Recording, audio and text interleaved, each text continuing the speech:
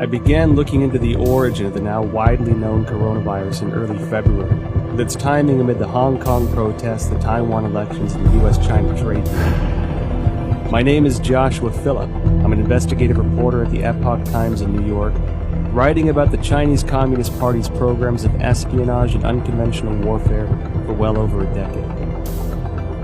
Videos and messages from Chinese citizens leaking through the censorship suggested the situation was much worse than what the regime was reporting. As my research progressed, initial answers turned into more questions. I soon realized there was much more to the story than we were being told. Today, the coronavirus is impacting over 100 countries around the world. Billions of lives are at risk. And from what is said by the Chinese Communist Party, this allegedly started spontaneously in a seafood market in Wuhan, China.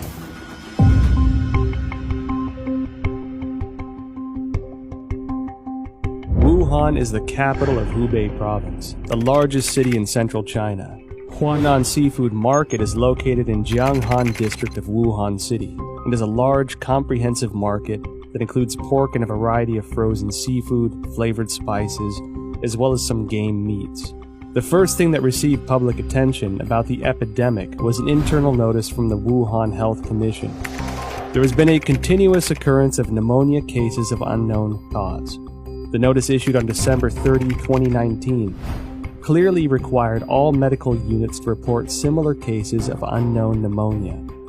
The notice started spreading online, and on December 31, 2019, the Wuhan Health Commission issued a public notice for the first time, saying that some medical institutions found a link between the pneumonia cases and the Huanan seafood market. However, the notice pointed out that there was no evidence of obvious human-to-human transmission and no infection among medical personnel. On January 1, 2020, the Huanan seafood market posted a notice of closure. This was followed by a thorough cleanup of the market, which as an investigative reporter seemed rushed. Guan Yi, a well-known Hong Kong expert, echoed my concern that the move was like destroying a crime scene. Since then, Wuhan officials have repeatedly said that most cases of pneumonia in Wuhan have a history of exposure to the Huanan seafood market.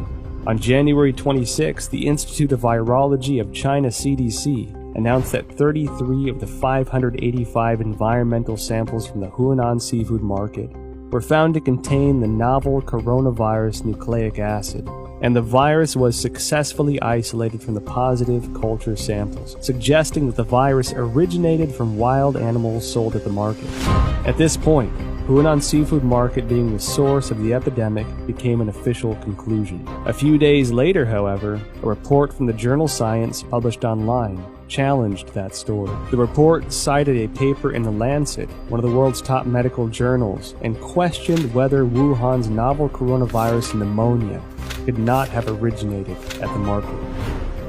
The paper, titled Clinical Features of Patients Infected with 2019 Novel Coronavirus in Wuhan, China, was published in The Lancet on January 24.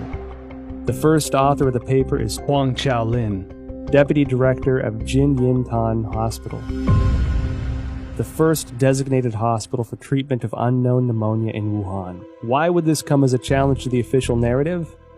I think this journal article is very important. It reveals a lot of important information. For example, this paper talks about the first patient onset was actually on December 1st. This patient is not related to Huanan seafood market. And also no epidemiological association was found between the first patient and subsequent patient. And then also on this paper, I talk about on December 10th, there were 3 more onset cases, 2 of which were not related to Huanan seafood market wholesale. Major discovery is that a total of 41 patients were counted in this paper, and 14 of them proved to be unrelated to the seafood market, accounting for more than 1/3. No one sells bed at the seafood market too, and the official from CDC didn't mention they find any beds in the seafood market too. Certainly the Lancet paper showing that supposed patient 0 was nowhere near the market. Secondly, that there are no bats in the seafood market or anywhere close. The idea of the spread so fast through a population, just the way it was said through the seafood market, is highly unlikely and improbable. On January 29th, The Lancet republished an analysis of 99 confirmed cases at Jinyintan Hospital, of which 50 had no history of exposure to the seafood market. According to the New England Journal, of the 425 cases confirmed, 45 cases onset before January 1st had no history of exposure to the seafood market. Notably, the authors of the 2 Lancet papers in the New England Journal of Medicine are doctors and medical experts in mainland China.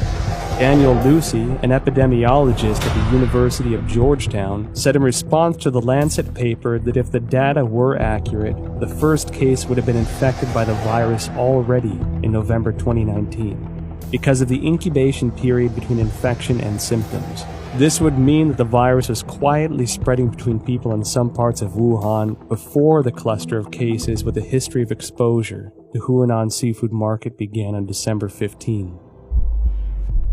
The first expert group from the National Health Commission arrived in Wuhan as early as December 31, 2019. The expert panel established a set of diagnostic criteria after investigating Jinyintan Hospital of Wuhan that stipulated a history of contact with Huanan seafood market, the person having a fever, and displaying the whole genome sequence.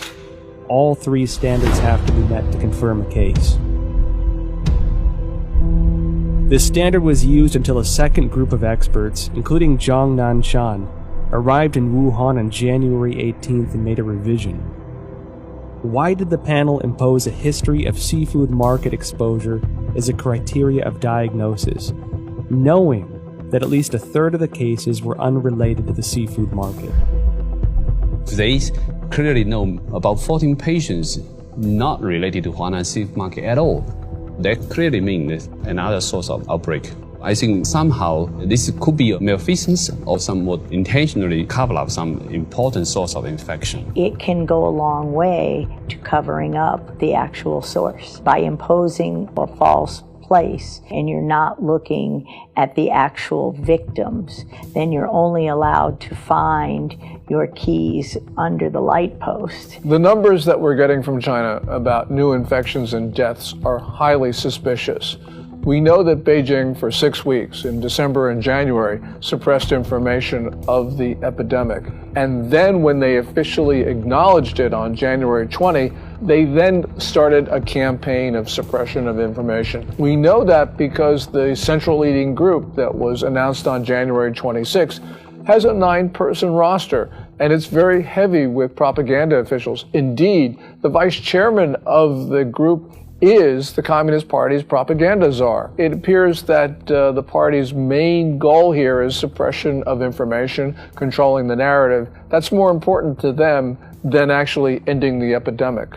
I was in China when SARS happened, and we were evacuated, and it was exact same thing. There was no transparency. They tried as long as they could to cover it up until finally it was just like with the coronavirus, they could no longer cover it up, and then they proceeded to act. I mean, I think from my perception back then, their response to it is exactly the same.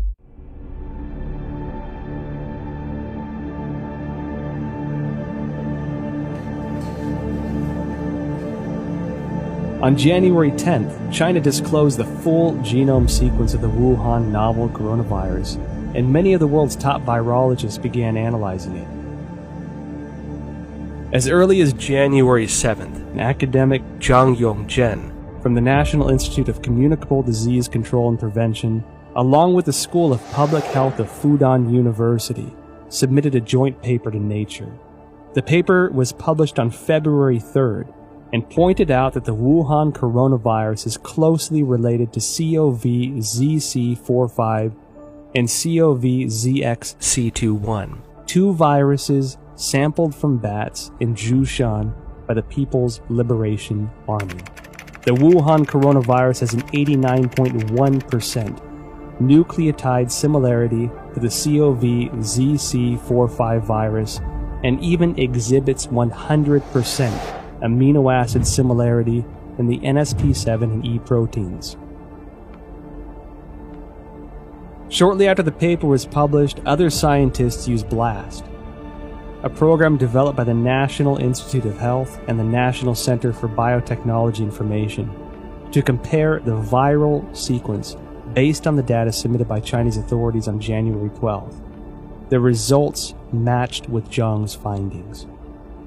Another scientist, Lu Raojian from the Chinese Center for Disease Control and Prevention, and their team also published a paper in The Lancet on January 30. The paper stated that the Wuhan virus has an 88% similarity to two bat-derived SARS-like coronaviruses collected in Zhoushan, Zhejiang province of China. The earliest discovery of this bat-derived virus is by an expert from the Research Institute for Medicine of Nanjing Command.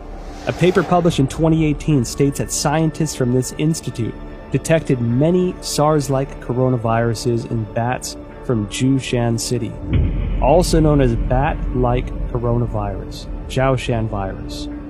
In short, scientists found the Wuhan coronavirus, the current pandemic, is highly similar to a bat SARS-like coronavirus previously discovered by the Nanjing Military Research Institute, showing 100% amino acid similarity in NSP7 and envelope protein, the E protein. What does this high similarity reveal? Hard to see a protein is 100% identical when the virus jumps species. And so that was suggesting maybe the virus could be generated with a reverse engineer process. I certainly believe that the 100% amino acid similarity says it can't possibly be a natural mutation. It almost certainly is a recombination event that was laboratory driven.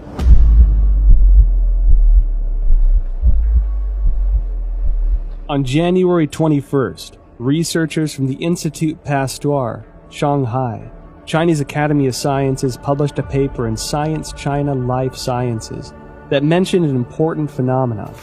The sequence of a key part of S protein of Wuhan virus has high homology with the SARS virus. What are S proteins? In the well-known coronavirus picture, they are little mushrooms attached to the surface of the virus. These S proteins, also known as spine proteins or spike proteins, are the most important tool for the coronavirus to invade human cells. If we compare the receptor ACE2 on the cell surface of human bodies to a lock, this S protein is the key, which can unlock this lock on the cell surface and then invade into the cell to propagate and destroy it.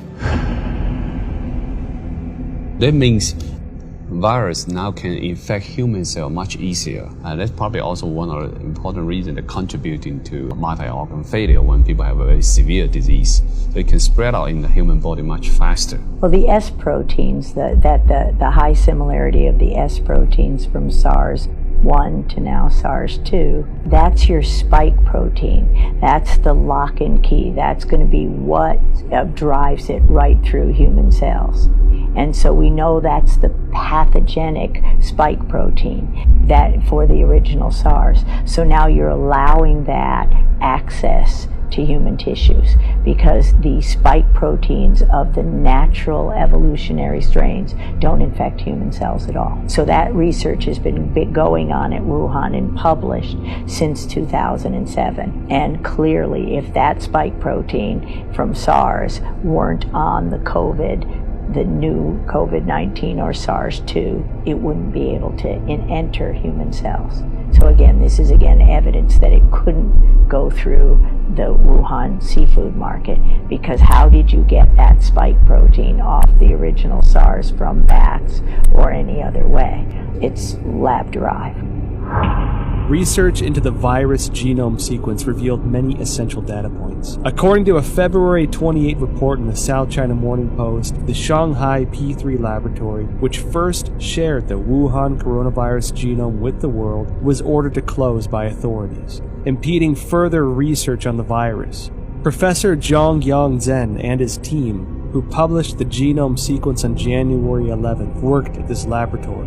According to a February 26 report on Caixin, Zhang Yangshen's team isolated and completed the genome sequence of the previously unknown virus on January 5th. On the same day, the Shanghai Public Health Clinical Center reported the discovery to the National Health Commission and recommended prevention measures.